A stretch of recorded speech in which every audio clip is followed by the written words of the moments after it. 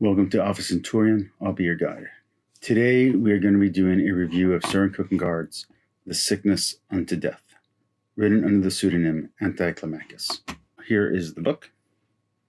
I actually had to buy a new one because the one that I read, I lent out.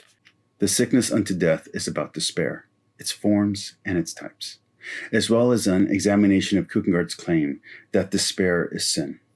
For Kierkegaard, despair is not depression, an ailment of the body, but a sickness of the soul that exists in the continuum of sin, which is, it infects the part of us that touches the eternal.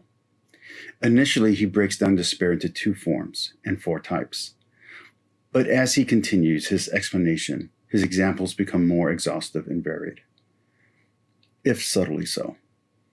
The three big ones that come to my mind are the despair against society at large, the despair against the self, and the despair against God. There is one other bonus despair that he describes, which I will get into later. Each form has at least two types, the internal and the external. That is the interior and the exterior version. The despair against society at large is the lack of synchronicity or lack of synthesis. It is a lack of integration or acceptance of either what society wants you to be or what you want society to be. It can also be the same lack of synthesis of who you are versus whom society at large thinks you are. Then there is despair against the self, as you can despair because you are not who you want to be, or because you are who you don't want to be. But it can also be that despair that comes from you not being able or not being capable of being who you think you truly are.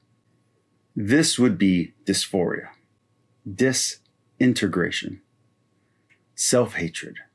It can also be hatred or resentment of another self, that someone is not whom you think they are or whom you think they ought to be, or resentment that that other self is whom you wish yourself to be.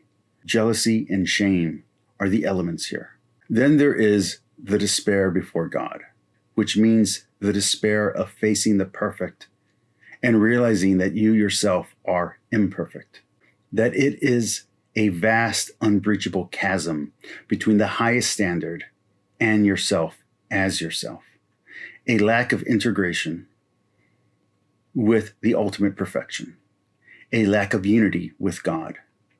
This lack of acceptance of the perfect shows that despair is sin, or that sin is the state of despair, the act of despairing. Then Kierkegaard adds one more twist, one further step down the road to hell. When your despair despairs upon itself, and it turns to rebellious defiance and expresses itself as a denial of perfection itself.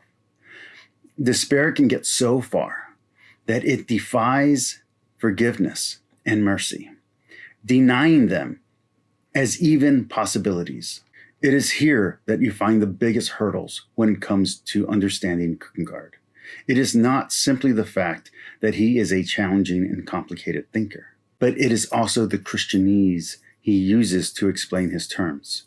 I know when I had a discussion group on this book, the atheists and agnostics of the group could not get past the Christianese to hear the profoundness of what Kierkegaard was saying as it relates to philosophy and psychology today.